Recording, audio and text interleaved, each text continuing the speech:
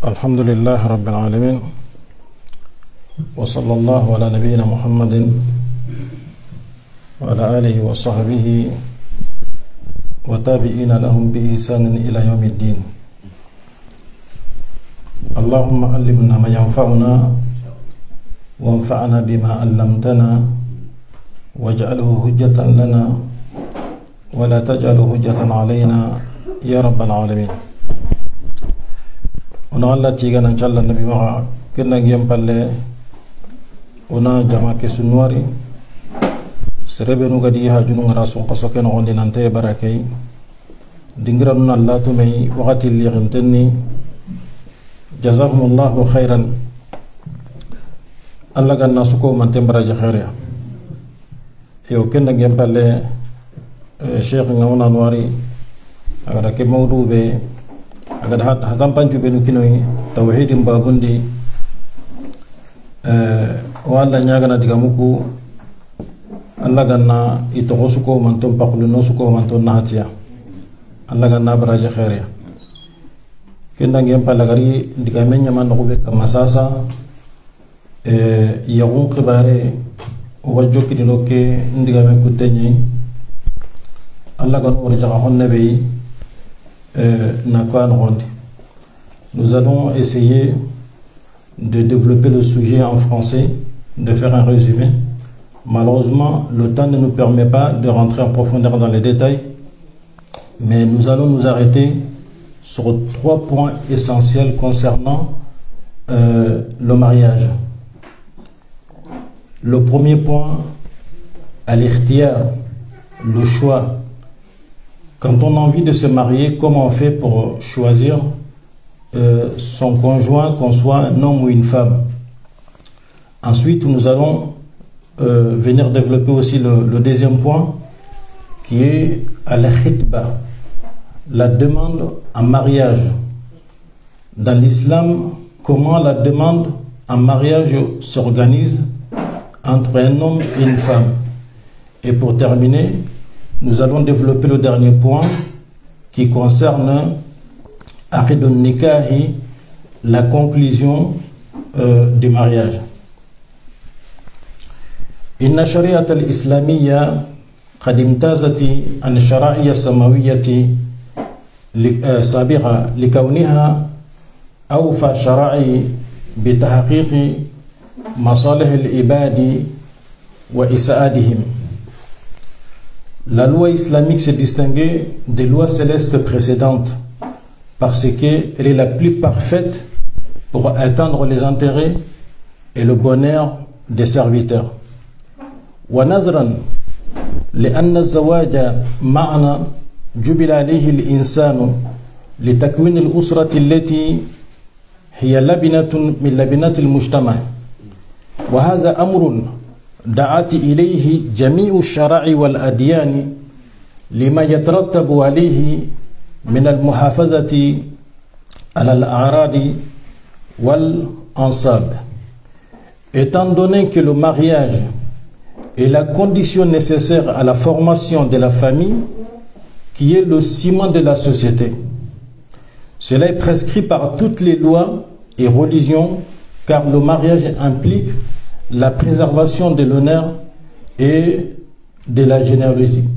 Donc effectivement, c'est le mariage qui permet. Toute société humaine est composée de familles. Dans les familles, vous avez dans un premier temps des individus qui se marient et ensuite qui font des enfants, donc qui fondent une famille. Donc la charia, lorsque la charia exhorte les musulmans à se marier, c'est d'abord préserver l'honneur. Quand par exemple nous voyons un homme et une femme ensemble, si nous ne savons pas qui sont époux et épouses, nous pourrions penser des choses. Mais lorsqu'un mariage est célébré entre ces deux personnes-là, quand on les voit ensemble, ou quand on voit cette femme enceinte, là on n'aura pas de préjugés à porter sur la personne, dans la mesure où nous savons déjà que cette personne est mariée. Et ensuite, le mariage permet à tout enfant de pointer sa main vers son père biologique. Dans la société, chaque enfant doit pouvoir dire c'est un tel mon père biologique. Et cela se fait dans le cadre d'un mariage. Mais dans les sociétés où les choses sont libérales, où il peut y avoir des relations entre des hommes et des femmes hors mariage, dans ces sociétés-là, vous avez des dizaines de milliers, peut-être des centaines de milliers d'enfants qui naissent sans pouvoir connaître quels sont leurs pères biologiques. لذلك كان هذا الأخذ من أهم العقود خطرا وأرفعها قدرا ومن ثم فإنه يشترط فيه ما لا يشترط في غيره من اشتراط الولي والإشهاد والإعلان بين الناس. Ce contrat est donc l'un des contrats les plus importants et les plus risqués. Il exige donc ce qui n'est pas exigé dans d'autres, comme le tuteur, le témoignage et la publicité auprès du public. Donc nous allons voir un peu plus tard, pour qu'un mariage soit valable, il y a des conditions à respecter. Si ces conditions ne sont pas remplies, cela annule effectivement la validité du mariage. L'islam nous a donné ses prescriptions il y a plus de 14 siècles. Lorsqu'Allah a envoyé le message de Mohammed alayhi salatu wassalam, dans le monde entier, la femme n'avait aucun droit dans aucun système humain, dans aucune religion, nulle part ailleurs, que ce soit chez les chrétiens, chez les juifs, les grecs, les persans, les hindous, les africains, les arabes, nulle part au monde où la femme n'avait de tels droits. C'est l'islam qui a offert ces droits à la femme. Donc nous allons voir Muqaddimatul Nikahi, les présentations des mariages. Al-Muqaddamatul Oula, al-Ikhtiyar. C'est le moment de faire le choix, de choisir sa compagne ou son compagne de la vie. أهم الصفات التي تختار الزوجة لأجلها, les qualités les plus importantes pour lesquelles on choisit une femme. Lorsqu'un homme veut se marier, alors qu'est-ce qui doit l'inciter, le pousser à épouser cette femme-là? Il y a des qualités ou il y a des raisons pour lesquelles un homme demande la main d'une femme. On dit premièrement, أن تكون ذات دين وخلق فاضل نظرا لأن أخذ النكاح يدوم الأمر كله. Donc cette femme soit pieuse et qu'elle ait un bon comportement, car le contrat de mariage dure toute la vie. Effectivement, quand on s'engage dans un mariage, on ne s'engage pas pour une semaine, pour un mois, pour un an. Ce n'est pas un contrat à durée déterminée. Lorsqu'on s'engage dans un mariage, on s'engage pour la vie. وقد فصل النبي صلى الله عليه وسلم ما يدور بنفس كل من ينشر شريكة حياته. Le messager d'Allah alayhi salatu wassalam nous a expliqué que tout homme qui cherche la compagne de sa vie, cette personne-là, il y a des choses dans sa tête où il y a des raisons qui vont le pousser à choisir cette femme-là. On ne marie pas une femme par hasard. Il y a des raisons pour lesquelles on s'engage dans un mariage. Et le messager d'Allah alayhi salatu wassalam, il dit tunkahul mar'atu li arba'in li maliha wa li hasabiha wa li jamaliha wa li diniha fazfur bizati din taribat yadak. An-Nabi alayhi salatu wassalam nous enseigne quoi? Il dit on épouse une femme pour 4 raisons. On épouse une femme pour 4 raisons. C'est bien, sa lignée, sa beauté ou sa piété. Il dit tâche donc de choisir celle qui détient le din. Celle qui détient la piété. ففي هذا الحديث النبوي الشريف بين النبي صلى الله عليه وسلم رغبة التي تدور في نفس كل باحث عن الزواج. Effectivement, dans ce hadith prophétique noble, le prophète alayhi salatu wassalam nous enseigne que tout homme qui cherche à se marier, effectivement, peut avoir l'une de ces raisons-là. فبين أن من الناس من يرغب في ذات المال ليستفيد بمالها. An-Nabi alayhi salatu wassalam nous enseigne que parmi les hommes, il y a des hommes qui vont vouloir marier, il y a des hommes qui vont vouloir marier une femme à cause de sa fortune, à cause de son argent, pour pouvoir bénéficier et profiter de sa richesse. Cela peut arriver effectivement lorsqu'un homme voit qu'une femme est riche, ou soit sa famille est riche, il va vouloir se marier avec elle pour profiter de sa richesse. Et même si ce n'est pas seulement l'argent, l'homme peut avoir un certain avantage dans le mariage de certaines femmes. Par exemple, ici en France, demain un garçon, c'est un exemple que je donne, demain un garçon qui n'a pas de papiers peut vouloir se marier avec une fille qui est née ici, qui est française, pour pouvoir obtenir ses papiers grâce à ce mariage avec cette fille-là. Il n'y a pas de mal à cela. Il n'y a pas de mal à cela.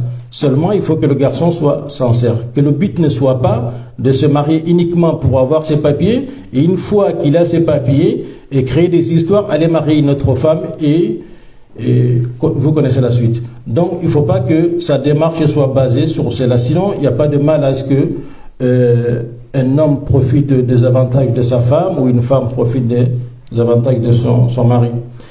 النبي عليه الصلاة والسلام يقول ومنهم من يؤثر ذات الحسب ليتشرف بمصاهرة أهلها.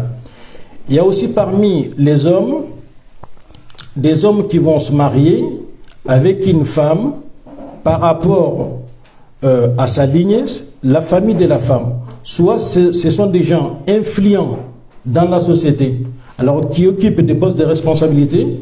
Donc lui, il va penser qu'en mariant cette femme-là, peut-être que cela va ouvrir des portes devant lui dans la société, puisque les parents de la femme sont des gens haut placés. Ou c'est par rapport au rang social même de la femme. Les gens dans une société ne sont pas tous logés à la même ensemble. Il y a une différence entre les familles. Dans certaines sociétés, quand ils citent même le nom de famille de la personne, tout le monde sait qu'il s'agit de telle famille. Donc, il y a ce prestige-là. Il y a des gens qui vont vouloir effectivement se marier et marier une fille de telle famille pour profiter aussi de ce prestige-là. ومنهم من يؤثر الجمال لتملأ نفسه بهجة وسرورا. Il y a des hommes qui choisissent une femme pour sa beauté, pour se remplir de joie. À chaque fois qu'il va regarder cette femme-là, il va prendre du plaisir parce que sa femme est belle. Il y a des gens qui s'engagent dans un mariage. Donc, ce qu'ils recherchent dans un mariage, en fait, c'est la beauté de la femme. Alors, parmi les hommes, il y en a qui vont privilégier la piété, la foi, la bonne moralité, le bon comportement. Parmi les hommes, il y a des hommes qui vont rechercher cela dans un mariage. ورسولنا صلى الله عليه وسلم يحث راغب الزواج على اختيار ذات الدين والخلق الفاضل. C'est ainsi que le messager d'Allah alayhi salatu wassalam incite les hommes qui veulent se marier de choisir la femme qui détient la piété et la femme qui a une bonne moralité, qui a été élevée dans une bonne famille. وواضح أنه ليس معنى الظفر بذات الدين قصر الاختيار عليه والعدول أما سواه من الصفات الأخرى. Mais il est clair que le messager d'Allah n'est pas en train de nous dire que l'homme devait se contenter seulement de ça et ne pas regarder vers les autres raisons qui peuvent inciter un homme à épouser une femme. وإنما القصد اعتبار دين أساسا في الاختيار. Le messager d'Allah veut nous dire seulement que le critère de base doit être la religion. La raison principale qui va te pousser, qui va te pousser à demander une femme en mariage, cette raison doit être ad-din, pas autre chose.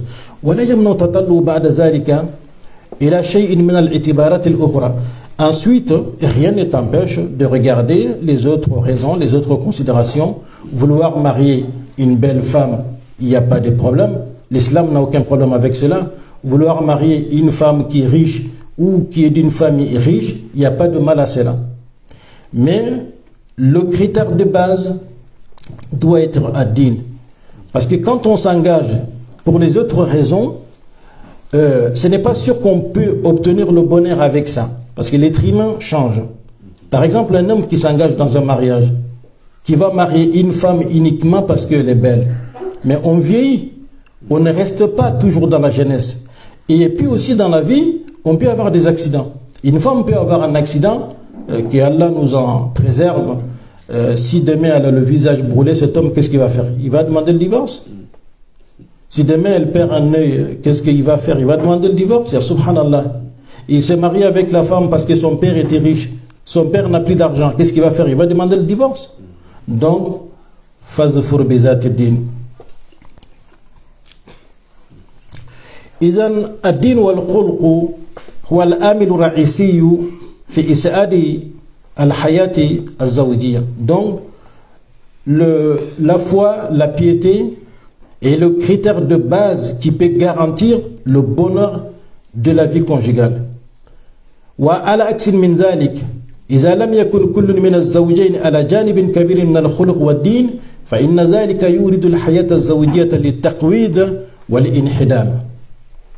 للتقويض والانحدام. Si les deux époux ne tiennent pas la piété, cela va nul doute exposer la vie conjugale à la destruction. Parce que les jours du mariage ne sont pas faits seulement des jours heureux. Dans la vie, il y a des jours heureux, il y a des jours difficiles. Un couple peut rentrer dans la difficulté, des problèmes d'argent, des problèmes de santé. La vie est faite ainsi. Donc si l'homme ou la femme ne sont pas purs, ne sont pas des gens qui connaissent Allah, qui ont une bonne éducation, dès qu'il y a un petit problème seulement, cela pourrait faire déstabiliser un des deux ou les deux d'ailleurs, et puis à terme dissoudre leur mariage. الاختيار كذلك يتحقق من جانب المرأة إما بنفسها أو بوالديها وأساس الاختيار واحد. De la même manière, le choix se fait aussi du côté de la femme. Elle aussi choisit son mari, soit par elle-même ou soit par le biais de ses parents. Les critères de choix sont les mêmes pour elle aussi. فإنه ينبغي أن تختار المرأة الزوج الصالح الذي تأمن معه على نفسها ومالها وعرضها وتسعد بحياة زوجية مستقرة. Il est recommandé à la femme de choisir un homme vertueux, un homme avec qui elle pourra vivre une vie conjugale heureuse, un homme avec qui sa propre sécurité sera garantie, ses biens et son honneur aussi. Sans qu'elle ne court après les apparences trompeuses. Il y a des apparences qui trompent.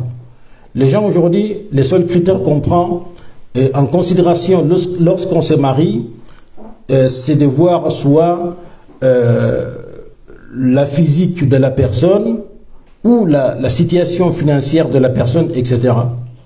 Et puis, on occulte tout le reste. Donc, la femme aussi doit choisir un homme vertueux si elle veut vivre une vie conjugale heureuse avec cet homme-là, si elle veut que sa propre sécurité, ses biens et son honneur soient garantis dans ce mariage-là. Par exemple, une femme ne va pas se marier avec un jeune homme demain parce que ce jeune homme est un footballeur, rien que ses revenus publicitaires, c'est des millions d'euros, c'est un exemple que je donne. Mais si cet homme-là, ce garçon-là, il a l'oreille percée, il a la tête tressée, il laisse tomber son pantalon, il boit peut-être de l'alcool, il ne prie pas, tu ne vas pas te marier avec lui parce qu'il est footballeur, parce qu'il est célèbre, parce qu'il gagne de l'argent. Non. فإذا جعلت المرأة أساس اختيار شريك حياتها الجاه والثراء دون اكتراث بما وراء ذلك فإن هذا الاختيار غالبا ما يجعل حياتها الزوجية مع هذا الزوج غير مستقرة ومستديمة. En général, c'est comme ça que ça se passe. Lorsque une femme choisit un homme pour seulement du matériel, sans prendre en considération les autres paramètres, cela peut conduire ce mariage à la dissolution. Sa vie conjugale avec cet homme-là ne durera pas.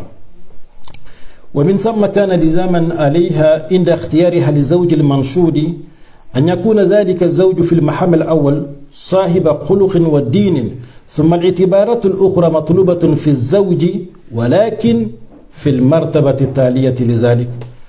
Donc effectivement c'est pour ça qu'elle a l'obligation aussi de faire attention lorsqu'elle va faire son choix, choisir son mari. Le mari recherché que sa priorité soit à din, la piété, le bon comportement et ensuite les autres considérations, les autres raisons peuvent venir. Effectivement, vouloir se marier avec un homme beau, élégant, il n'y a pas de mal à ça, c'est recherché dans le mariage. Ou se marier avec un homme qui a un travail, qui pourrait subvenir aux besoins de sa famille, qui peut payer un loyer, entretenir une femme, c'est des raisons valables. Il n'y a pas de mal à cela, mais que la dîne soit la priorité. Nous allons arriver marhalat al-ikhtiyar, l'étape ou la période de choix. هذا الاختيار الذي حث عليه الإسلام الجانبين راقبي الزواج أو أحدهما أشبه بالأمل التحضيري الذي يبيح شرعا التعرف بين الزوجين على الآخر والنظر إليه. Au moment de faire ce choix-là, l'islam exhorte les deux parties qui cherchent à se marier, ou un de deux.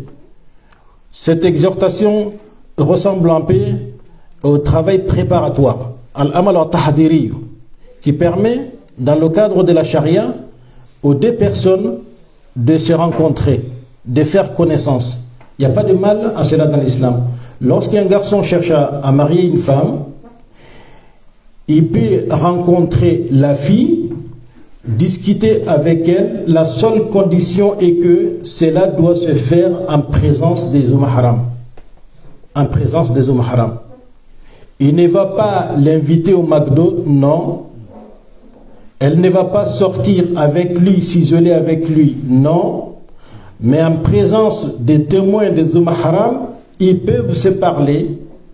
Et ça, c'est tout à fait normal. Des personnes qui veulent se marier, comme je dis, le mariage n'est pas un contrat à durée déterminée. Lorsqu'un homme décide d'épouser une femme, il doit la connaître avant de l'épouser. Avant qu'une femme dise oui à un homme, elle a le droit de connaître cet homme-là. Elle a le droit de connaître cet homme-là. Donc, dans ce cadre-là, effectivement, les deux peuvent se rencontrer, discuter, savoir comment l'autre il pense de la vie, son degré de pratique dans l'islam, sa piété, qu'est-ce qu'il pense de la famille, l'éducation des enfants, quels sont ses centres d'intérêt. En tout cas, on a le droit de discuter avec la personne et essayer de comprendre quel genre de personne elle est. Et ensuite, on va arriver à al-muqaddimatu thaniya, al-khitba, la demande en mariage. La demande en mariage peut venir du garçon comme elle peut venir de la fille. Un homme peut demander une femme en mariage. Dans l'islam, ce n'est pas interdit non plus à ce qu'une femme demande un homme en mariage. Depuis le temps du prophète alayhi salatu wassalam, cela se faisait. Même si nous n'avons pas assez de temps pour vous citer tous les hadiths. Par exemple, le messager d'Allah alayhi salatu wassalam, Ummuna Khadija, c'est elle qui a demandé en mariage le messager d'Allah alayhi salatu wassalam. Même si cela s'est fait avant sa prophétie. Donc un jour, le messager d'Allah était assis dans une assemblée. Une femme est venue, s'est présentée à elle, lui demander un mariage. Et dans l'assemblée, il y avait un homme aussi qui avait envie de se marier. Et pour résumer la chose, le Rasoul a fini par conclure un mariage entre les deux personnes. Cet homme-là, qui était intéressé, et cette femme-là, qui était venue se présenter au messager d'Allah. Omar ibn al-Khattab, sa fille Hafsa, lorsque le mari de Hafsa est décédé, elle avait 30 ans, elle était encore jeune. Et Omar, cela le préoccupait. C'est pas parce que Omar voulait se débarrasser de sa fille, parce qu'elle était chez lui, non, c'est pas ça. Dans l'islam, une femme sans mari dans la tradition musulmane, c'est pas quelque chose qui est bien vu, surtout à l'époque. Donc Omar voulait tout faire pour faire marier sa fille. Et là, il est parti taper très très haut. C'est lui-même qui nous raconte le hadith. Il dit un jour, j'ai croisé Ousmane ibn Affan, radiyallahu anhuma. Alors j'ai proposé à Ousmane de marier Hafsa. Ousmane lui a demandé un temps de réflexion. Et après la réflexion, sa réponse a été non. Omar, malheureusement, je n'ai pas envie de me marier. Et Omar lui dit, cela m'a fait un peu mal. Et après, j'ai croisé Abu Bakr Siddiq, radiyallahu anhu. J'ai fait la même proposition à Abu Bakr, en lui demandant d'épouser ma fille, Hafsa. Et il dit, Abu Bakr ne m'a même pas répondu. Il s'est tu, il n'a pas parlé. Et Omar lui dit, cela m'a fait encore plus mal. Mais quelques jours après, qu'est-ce qui se passe? C'est un Nabi en personne qui envoie quelqu'un à Omar demander la main de sa fille Hafsa en mariage. Allahu Akbar. Et là, Omar lui dit après cela, Abu Bakr est venu me voir. Il m'a dit, Omar, tu sais, l'autre jour, quand il m'a proposé de marier ta fille, tu sais pourquoi je me suis tu et que je n'ai pas parlé? Il dit non, parce que lui il était un peu fâché. Abu Bakr il dit, je savais, j'étais au courant du projet du messager d'Allah. Il l'avait évoqué. Je savais qu'il avait l'intention de demander ta fille en mariage. Donc je ne pouvais pas accepter de marier une femme dont je savais que le messager d'Allah avait l'intention de marier. Et je ne pouvais pas non plus divulguer le secret du prophète te dire ah Omar, masha'Allah, bonne nouvelle, non, il n'a pas voulu le dire. Vous voyez ce comportement-là? Mais nous aujourd'hui, malheureusement, quand tu confies un secret à un musulman, c'est comme si tu avais pris un micro pour aller l'annoncer dans le marché.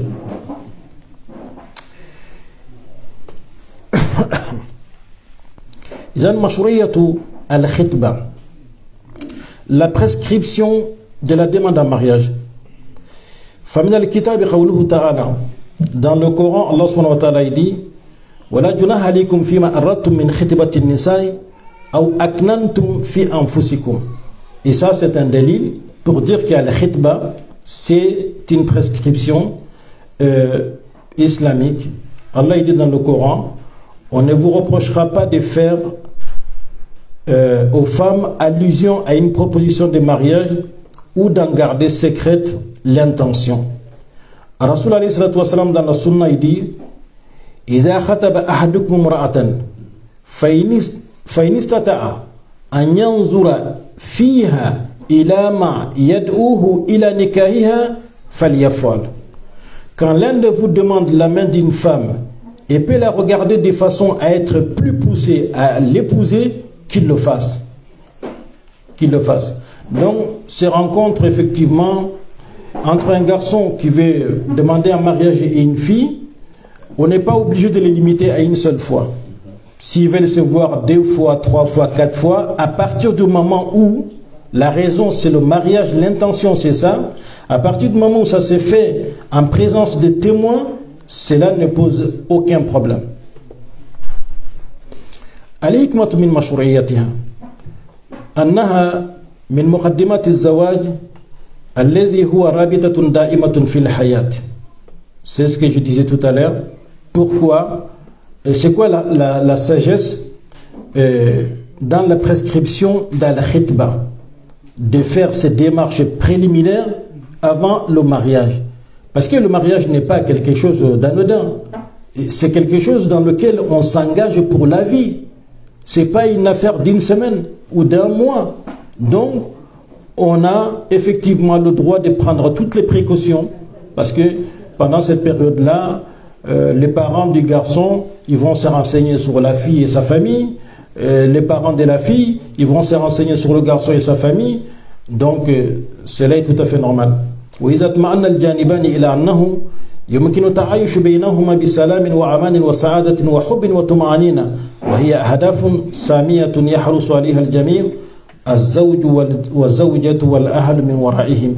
Maintenant, après toutes ces discussions-là, si les deux parties arrivent à la conclusion qu'effectivement, ces garçons et ces filles-là, cette fille-là, pardon, peuvent vivre ensemble dans la paix, la sécurité, le bonheur, l'amour, des choses qui sont recherchées par les deux parties, le futur mari, sa future épouse et leurs deux familles respectives derrière. Et à partir de là, on commence à parler mariage. On a discuté, on a parlé, on s'est vu, on s'est posé des questions, on a fait des vérifications des deux côtés. On est arrivé à la conclusion effectivement qu'on peut passer à l'étape suivante, qu'on peut avancer dans le processus. Et là, on va venir parler de mariage. Et là, je relevais quelques paroles de notre cher Allama ibn Uthaymin rahimahullah ta'ala rahmatan wasi'a. Il dit an-nikahu la yuqsadu bi aqd an-nikahi mujarrad al-istimta'. يقصد به مع ذلك معنى آخر هو تكوين الأسرة الصالحة والمجتمعات السليمة. Ibn Taymiyyah dit, quand on parle de mariage, cela ne signifie pas seulement de satisfaire son corps. On n'entre pas dans un mariage pour seulement satisfaire son corps, pour seulement prendre du désir sexuel. Le mariage est fait pour effectivement former des bonnes familles pour avoir derrière une société saine. La qualité de toute société humaine va dépendre de la qualité de famille. Si les gens se marient, font des enfants dans le cadre d'un mariage, une société qui fonctionne comme ça n'est pas comparable à une société où les choses sont débridées, comme on dit, une relation consentante entre des adultes, des hommes et des femmes qui se ramassent n'importe où, qui font des enfants. La plupart des enfants, on ne sait même pas qui sont leurs pères. Non, subhanallah. On ne peut pas construire une société avec de tels comportements. Donc, le mariage n'est pas seulement une affaire de satisfaire son corps. Ça, c'est la première des choses. Deuxièmement, il dit النكاح باعتبار ذاته مشروع ومؤكد في حق كل ذي شهوة غادر عليه. Le mariage est prescrit et fortement conseillé à toute personne qui a le désir sexuel et en même temps qui a le moyen de se marier. Une personne qui a le désir, qui a les moyens de se marier, cela devient obligatoire pour lui de se marier. Et le mariage est une tradition des prophètes, tous les prophètes. Alayhimus salatu wa salam. قال الله تعالى ولقد أرسلنا رسلا من قبلك وجعلنا لهم أزواجا وذرية. En s'adressant au messager d'Allah alayhi salatu wa salam, Allah subhanahu wa ta'ala lui dit: et nous avons certes envoyé avant toi des messagers et leur avons donné des épouses et des descendants. Tous les prophètes. Je crois que je connais peut-être deux prophètes, Yahya et Isa, qui ne sont pas mariés. Il y a des raisons à cela. Ce n'est pas le moment de rentrer dans le détail. Mais sinon, tous les prophètes d'Allah se sont mariés. C'est Allah qui le dit dans le Coran. وَلَقَدْ أَرْسَلْنَا رُسُلًا مِنْ قَبْلِكَ وَجَعَلْنَا لَهُمْ أَزْوَاجًا وَذُرِّيَّةً. وَقَدْ تَزَوَّجَ النَّبِيُّ صلى الله عليه وسلم. Notre prophète Mohammed s'est marié. وَقَالَ, il dit: Inni atazawwaju nisa. Moi je marie des femmes, moi je me marie. Faman rahiba an sunnati. C'est lui qui se détourne de ma tradition, de ma sunna.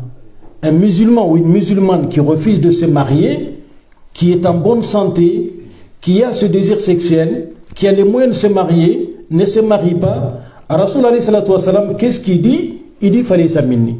Cette personne-là n'est pas de moi, ne fait pas partie de ma communauté. Cette personne-là ne fait pas partie de ma communauté. Parce que cette personne après va rentrer dans le haram.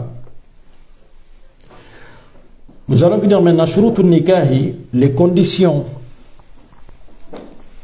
Comme je disais, pour qu'un mariage soit valide, il y a des conditions à respecter.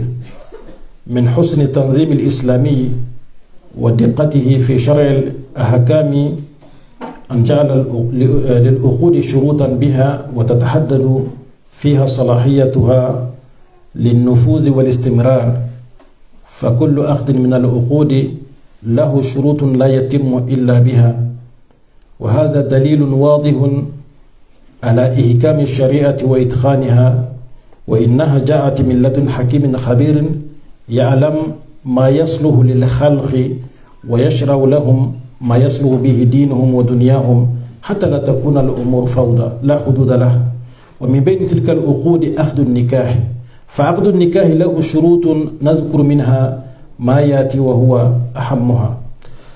Cheikh dit, l'islam par sa bonne organisation et son exactitude dans la légalisation des dispositions a mis des conditions pour la validité des contrats. Chaque contrat comporte des clauses qui conditionnent sa validité. Il s'agit d'une preuve claire de la maîtrise de la charia et qu'elle est venue d'un expert avisé qui est Allah subhanahu wa ta'ala, qui sait ce qui fonctionne pour la création et ce qui fonctionne pour le dîn et ce bas monde. Parmi ces contrats figure le contrat de mariage. Cette charia a été mise en place par Allah subhanahu wa ta'ala. C'est Allah qui sait ce qui est bon pour nous, c'est Allah qui sait ce qui est mauvais pour nous. Toi, en tant qu'être humain, tu sais ce que tu veux, mais tu ne peux pas connaître ce qui est bon pour toi ou ce qui n'est pas bon pour toi. Toi, tu as un désir, tu fais ton choix. C'est pour ça qu'au moment de faire le choix, il faut se remettre à Allah subhanahu wa ta'ala. Quand on veut se marier, on veut s'engager dans ce projet-là, on prie, on fait des invocations et on demande à Allah subhanahu wa ta'ala de nous aider à faire le bon choix. Mais sinon, toi, tu ne peux pas savoir. Toi, en tant qu'être humain, tu sais ce que tu as vécu hier. Tu sais ce que tu es en train de vivre aujourd'hui. Mais tu ne peux pas savoir ce qui va se passer demain. Tu ne peux pas le savoir. Je vais vous donner un exemple concret pour qu'on puisse mieux comprendre. C'est important de comprendre ce point-là. Une personne qui veut voyager, qui a préparé ce voyage de longue date, qui s'est préparé.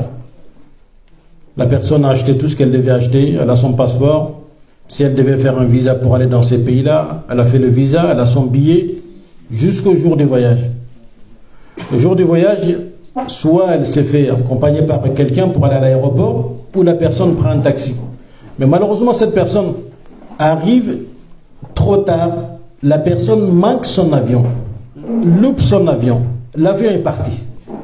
Pourtant, il a bien préparé son voyage. Et il voulait absolument partir ce jour-là. Mais il arrive en retard, il manque son avion. Vous savez, cette personne va être triste, va être triste. Hein? Si c'est quelqu'un qui devait aller, la famille attend, tout le monde est au courant, on est content, les retrouvailles et tout ça. Ou bien c'est quelqu'un qui va régler une affaire très très importante, qui devait prendre cet avion-là ce jour-là, mais manque son avion. Alors imaginez encore, la personne va au comptoir de la compagnie aérienne avec laquelle elle devait voyager pour voir si elle peut monter dans le prochain vol. Et là on lui dit, malheureusement pour vous, monsieur ou madame, dans les conditions d'achat de votre billet, puisque vous avez manqué l'avion, votre billet n'est plus valable. Encore un autre problème. Et cette personne va être très triste. Mais imaginez, cette personne revient à la maison. Le soir, elle allume sa télé pour regarder les informations. Qu'est-ce qu'elle apprend? que l'avion dans lequel elle devait monter s'est écrasé, qu'il n'y a eu aucun survivant. Personne. Là, elle va se dire, ah, Allah Akbar, Allah Dinkikisi, il va prendre son téléphone, il va appeler tout le monde. Il va regarder le téléphone. Vous voyez la même personne. Le matin, elle était triste parce qu'elle a manqué son avion. Mais quand on lui a appris que l'avion s'est écrasé, là, il est content.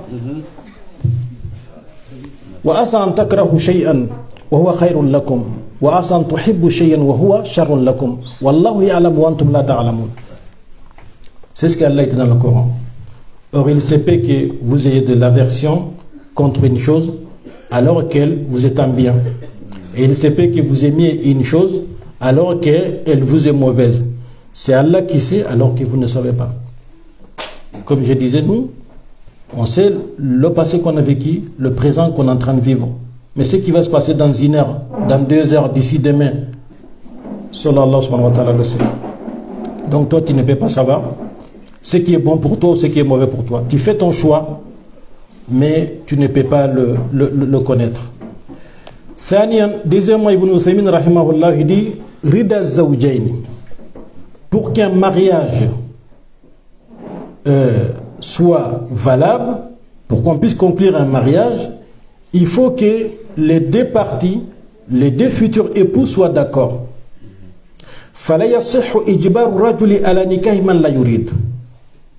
Il n'est pas permis d'obliger, de contraindre l'homme de se marier avec une femme qu'il n'aime pas. Il n'est pas permis dans l'islam de forcer la femme de se marier avec un homme qu'elle n'aime pas. قال تعالى الله dit يا أيها الذين آمنوا لا يحل لكم أن ترثوا النساء كرها سورة النساء. Oh, vous qui croyez, il ne vous est pas licite d'hériter des femmes contre leur gré. وقال النبي صلى الله عليه وسلم لا تنكح الأيم حتى تستأمر ولا تنكح البكر حتى تستأذن. قالوا يا رسول الله وكيف إذنها؟ قال أن تسقط. رواه البخاري. الرسول عليه الصلاة والسلام il dit quoi? Il dit لا تنكح الأيم حتى تستأمر. Une femme qui a déjà été mariée, on ne peut pas conclure un mariage pour cette femme-là sans son accord, c'est-à-dire sans aller prendre l'autorisation à elle.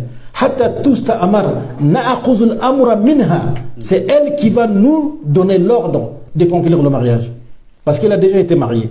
Donc elle peut préalablement discuter avec cet homme-là, donner son accord de principe, et ensuite c'est elle qui va demander à son wali d'aller conclure le mariage. Une femme qui a déjà été mariée. Il dit donc il n'est pas permis aussi de marier une fille vierge sans son consentement. Alors on a demandé au messager d'Allah, on a dit mais comment pourrait-on savoir la fille si elle est d'accord ou pas? Il dit si elle s'était. Si ses parents lui disent un tel est venu te demander un mariage, nous avons vérifié de notre côté, nous sommes d'accord, nous pensons que ce garçon convient pour toi, qu'est-ce que tu en penses? Si elle ne parle pas, ce silence est considéré dans l'islam comme un accord. Donc à partir de là, ses parents, ils peuvent conclure le mariage. Le cheikh dit فنهى النبي صلى الله عليه وسلم عن تزويج المرأة بدون رداها. Il dit le messager d'Allah a interdit de marier une femme sans son accord. Que ce soit une femme déjà, une femme vierge, une fille vierge ou une femme déjà mariée. Il dit il a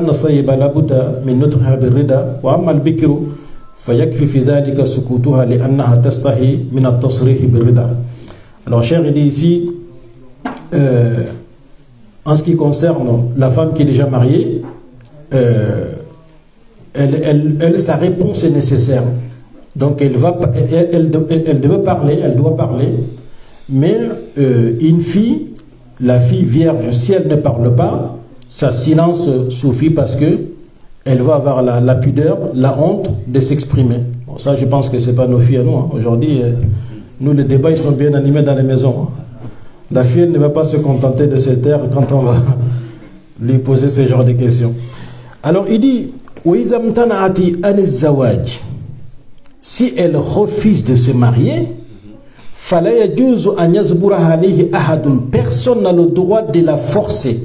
Même pas son père. Son père n'a pas le droit de l'obliger à se marier.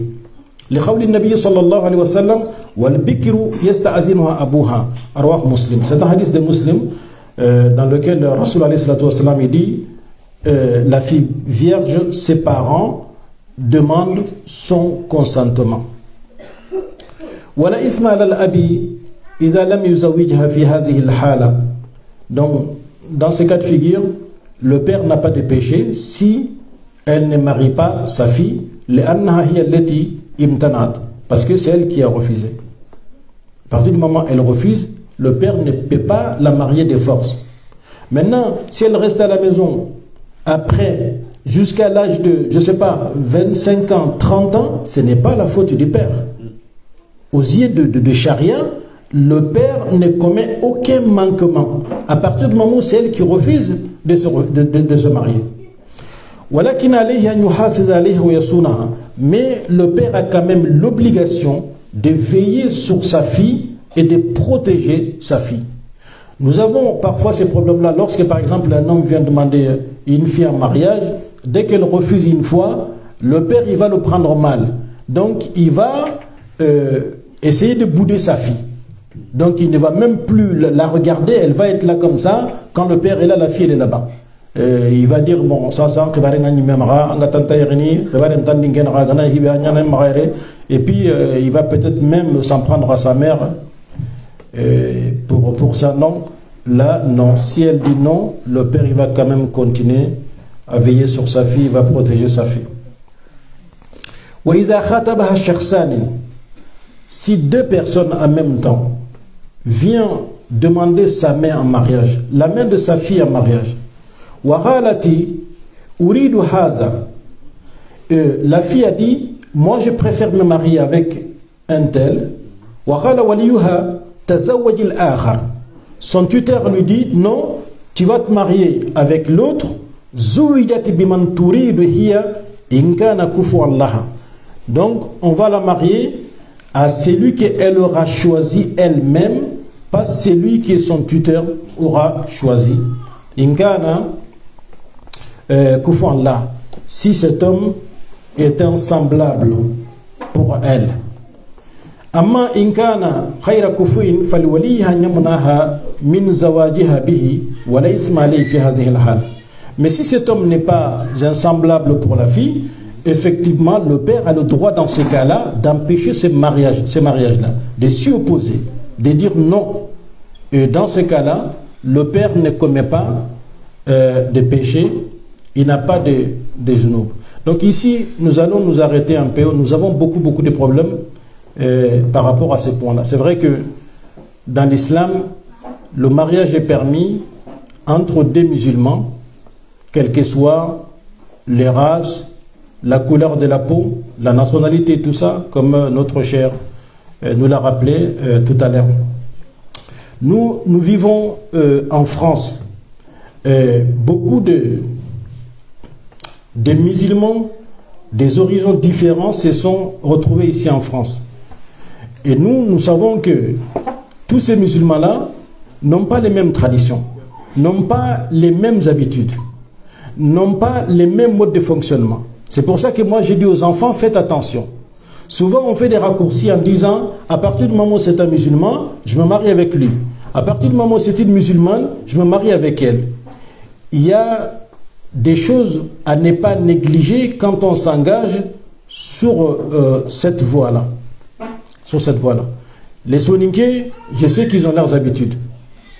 Je vais vous donner quelques exemples pour mieux comprendre la situation. Demain, un garçon Soninké épouse une maghrébine, algérienne, marocaine ou comorienne ou une Bretonne convertie à l'islam ou je ne sais pas quoi. Et après, le père de ces garçons, il va l'appeler. Allô, Baba, depuis que tu Berta et tu serais sous 300 euros. Voilà, donc le village a décidé une cotisation de 300 euros par personne. Hein, parce qu'ils vont construire une maternité ou je ne sais pas quoi. Donc, une fois. Après, le père, il va encore rappeler. Baba, Berta, on a 150 euros. Donc, lui, s'est marié avec une Bretonne convertie à l'islam. Donc, elle est au courant de ces affaires-là. Elle gère avec le mari les revenus du foyer et tout ça. Est-ce que cette Bretonne va comprendre cela? Au bout d'un moment, elle va dire, mais il y a un problème. Toi, tu t'es marié avec moi ou avec ton village, avec ta famille? Tous les jours, on vient te réclamer de l'argent. Au lieu de t'occuper de moi et nos enfants, tu es en train de donner ton argent à ton village. Mais quand tu as une femme soniquée, la question ne va pas se poser. Hein. Il n'y aura pas de problème là-dessus. Ou alors, j'inverse la situation. C'est une fille soniquée qui s'est mariée avec un Comoréen ou avec un Breton ou l'Adri. Alors, c'est pareil, la daronne, sa mère va appeler, Nkumba, et Amma Katire Meke Nyakanyani Magade, Anta Koran qui n'a donné le domaine.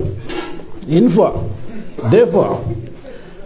Alors, et après son mari va dire, mais toi, moi je ne comprends pas. Mais vous, c'est tous les jours où vous allez là. Quand c'est pas un baptême, c'est un mariage. Mais c'est quoi ton problème? Mais cela pourrait générer des tensions dans la famille. Et en plus, chez nous les Soniqués, lorsqu'un garçon se marie, c'est lui qui va avec sa femme vers sa famille. Donc, sa belle-fille qui vient chez elle, ils vont chez les parents du garçon. Chez les Soniqués, c'est comme ça. Mais dans d'autres communautés, c'est la femme qui prend son mari qui va avec lui dans sa famille. Donc nous maintenant, moi, mon fils, il était là tout le temps, je le voyais, et puis je ne vois plus mon fils. Il est tout le temps chez les Marocains, ou il est chez les Algériens. Quand il va en vacances, il va voir au Mali, en Mauritanie, au Sénégal, en Gambie, il va aux Antilles, ou il va aux Comores, il va à machin. Donc, il faut s'attendre à ce genre de problèmes-là, et ne pas les négliger, et les prendre en considération, et savoir dans quoi on s'engage. Parfois, même lors de la célébration des mariages, quand on se marie avec, par exemple, un arabe ou une arabe ou autre, l'une de deux familles peut se sentir délaissée. Parce que c'est une famille qui va organiser les choses. Peut-être la famille de la future épouse, donc c'est eux qui vont prendre les choses en main, qui vont tout organiser, qui vont le faire à sa famille, la famille des garçons, et ils vont rester en spectateur. Ou vice-versa. Tout cela peut générer des tensions entre les gens. On a vu, c'est déjà arrivé. Je donne encore un exemple concret. J'avais des voisins, ça fait très longtemps. Ces voisins-là, c'était deux frères. Donc, ils vivaient tous les deux dans le même quartier. Ils étaient très proches. Et leurs enfants fréquentaient les deux familles. Parfois, ils venaient chez le grand, parfois, ils allaient chez l'autre. Donc, ils ont grandi ensemble.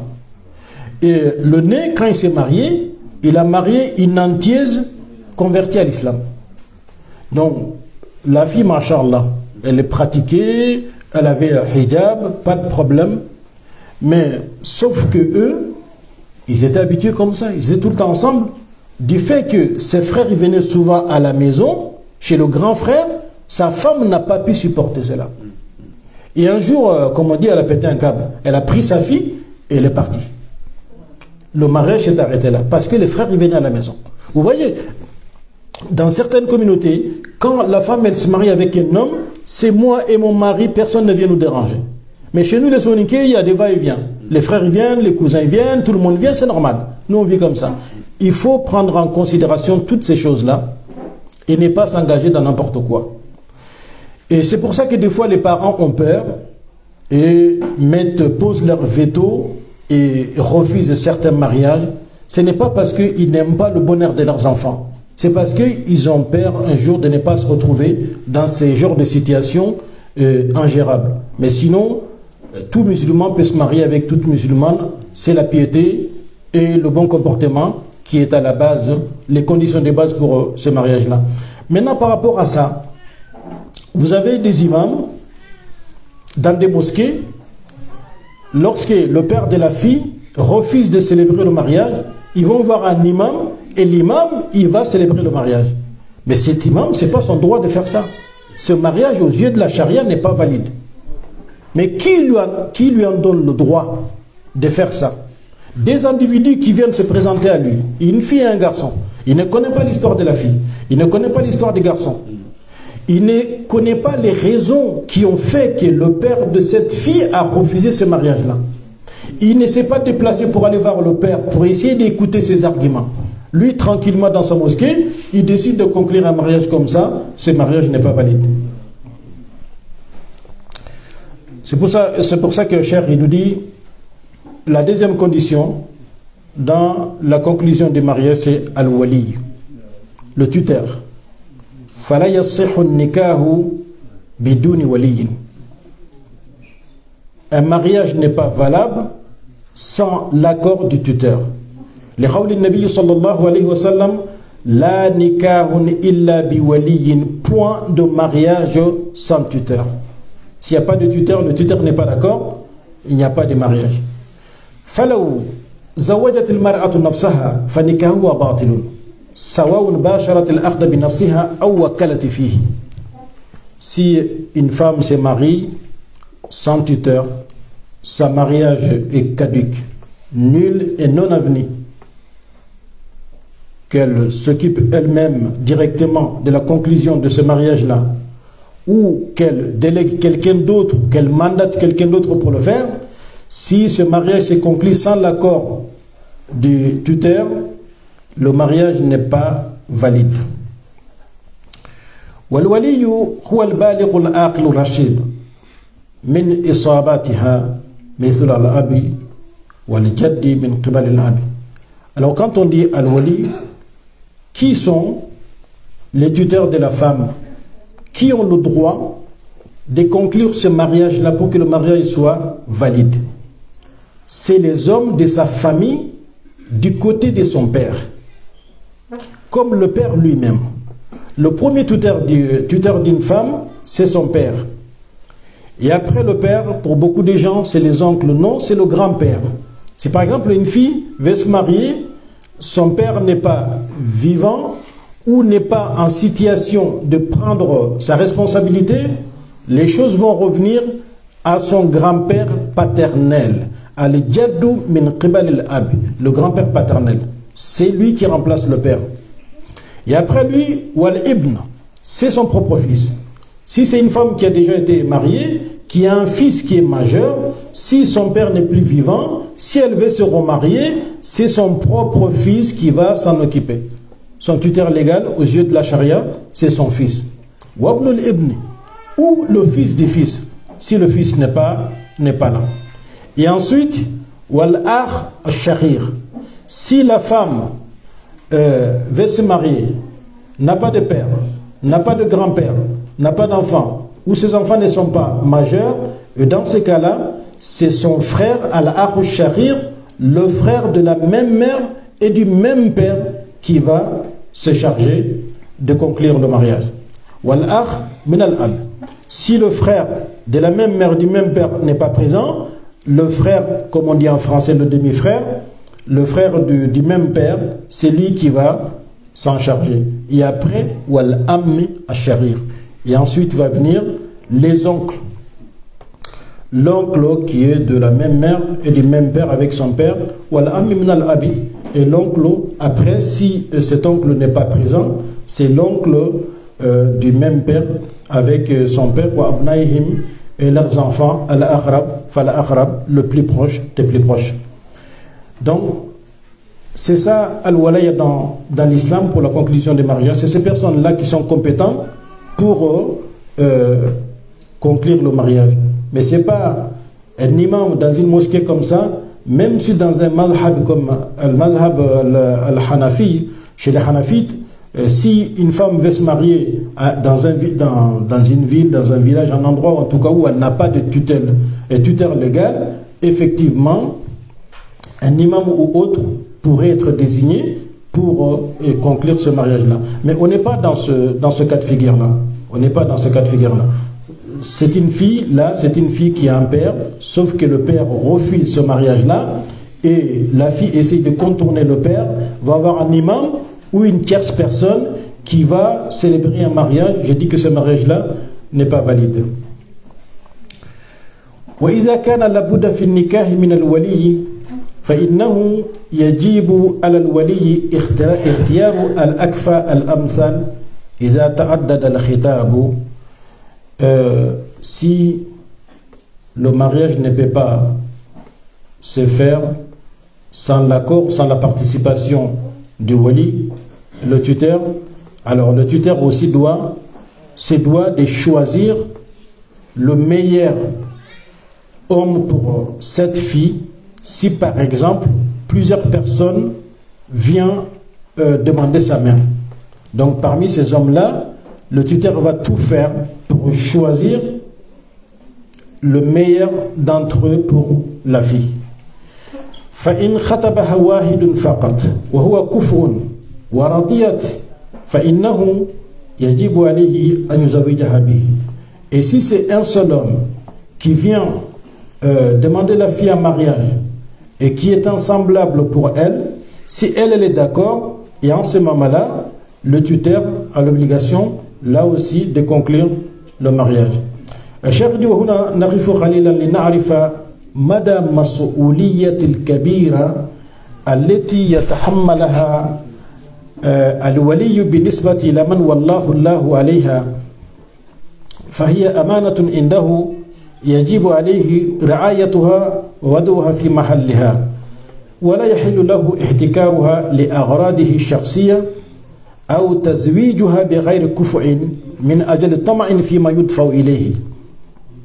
Ah oui, là le cher dit, nous allons nous arrêter un peu ici pour nous rendre compte de la portée de la responsabilité qui incombe au wali, au tuteur de la fille, sa responsabilité, parce que cette fille est une amana qu'Allah subhanahu wa ta'ala la lui a confiée. Donc il a l'obligation de regarder seulement les intérêts de la fille, mais pas ses propres intérêts. Il n'a pas le droit de la monopoliser pour lui ou de la jeter dans les bras d'un homme pour préserver d'éventuels intérêts pour lui-même. Comme par exemple parce qu'on lui a donné de l'argent. Ça existe. Des fois, des gens qui viennent, qui montrent qu'ils ont les moyens, qui vont donner un peu d'argent au père ou à un oncle ou quelqu'un de la famille. Cette personne-là, va venir faire pression pour que ce mariage se fasse sans se soucier du sort de la fille. Lui, comment on appelle, les raisons de sa motivation vont être uniquement parce que on lui a donné de l'argent. Donc, il va pousser les choses pour que ce mariage-là se fasse. Cheikh, il dit, ça c'est une lourde responsabilité. Il faut que Al-Wali, au moment de sa prise de décision, ne regarde que les intérêts de la fille. Lui, il n'a aucun intérêt dedans. Il n'a aucun intérêt dedans. Pas d'histoire d'argent, rien ne doit le détourner de cet objectif-là. Allah subhanahu wa ta'ala, il dit, Ya ayyuhalladhina amanu, la takhunu Allah wa rasula wa takhunu amanatikum wa antum ta'lamun. Surat al-Anfal. Allah il dit, oh vous qui croyez, ne trahissez pas Allah et le messager, ne trahissez pas sciemment la amana. La amana c'est quoi? C'est-à-dire les dépôts qu'on vous a confiés et tous les devoirs qu'Allah vous a prescrits. Tous les devoirs qu'Allah vous a prescrits sont des amana. Donc quand tu as une fille, comme je viens de le dire, au moment de la conclusion du mariage de cette fille, tu vas regarder que les intérêts de ta fille, tu ne vas pas avoir d'arrière-pensée et tu ne vas pas essayer de monnayer ta fille, ou même si ce n'est pas ta propre fille, en tout cas, si c'est toi le tuteur légal ces jours-là, de ne pas essayer de monnayer cette fille-là pour tes propres intérêts. Et malheureusement, ce sont des choses qui se fassent, qui arrivent. Wa qala ta'ala, Allah dit, Inna Allah la yuhibbu kulla khawanin kafurin. Surat al-Hajj. Allah n'aime aucun traître ingrat. Wa qala an-nabiy sallallahu alayhi wa sallam, kullukum ra'in wa kullukum mas'ulun an ra'iyatihi. Le messager d'Allah me dit, vous êtes tous bergers et vous êtes tous responsables de l'objet de votre garde. Donc ce wali-là, Allah subhanahu wa ta'ala va lui demander, il y aura des comptes à rendre devant Allah. Cher, il dit, pour finir, وَتَرَى بَعْدَ النَّاسِ تُخْتَبْ مِنْهُ ابْنَتُهُ يَخْتَبُهَا كُفُوٌ ثُمَّ يَرُدُّهُ وَيَرُدُّ آخَرَ وَآخَرَ. Cher, il dit, parmi les gens, il y a des gens, une première personne ou un premier homme va venir demander la main de sa fille, il va refuser. Alors que cet homme étant semblable pour sa fille, un homme qui a rempli les conditions, un homme pieux, qui a un bon comportement, va venir demander sa fille en mariage, il va refuser une première fois, il va refuser un deuxième homme, il va refuser un troisième. Il dit وَمَنْ كَانَ كَذَلِكَ فَإِنَّ وَلَايَتَهُ تَسْقُطُ وَيُزَوِّجُهَا خَيْرُهُ مِنَ الْأَوْلِيَاءِ الْأَقْرَبُ فَالْأَقْرَبُ. Donc il dit, si vraiment un père se comporte de la sorte, lui, son tutorat va être annulé, et après lui, le wali le plus proche va conclure le mariage. Si vraiment il s'obstine à refuser le mariage sans raison valable, chaque fois que quelqu'un vient demander sa fille en mariage, il refuse, on lui demande, il n'a pas d'explication pertinente, il n'a pas de bonnes raisons, et au bout d'un moment, lui, il va être dessaisi, et la personne la plus proche après lui va conclure le mariage. Je crois qu'on va s'arrêter ici, puisqu'il y a quelques intervenants qui vont intervenir avant la fermeture de la conférence. Kunuga koni on Allah nyaga Allah gani to akulundi no suko manto nahatia wa sallallahu ala nabiyina Muhammadin wa ala alihi wa sahbihi ajma'in. Assalamu alaikum wa rahmatullahi wa barakatuh.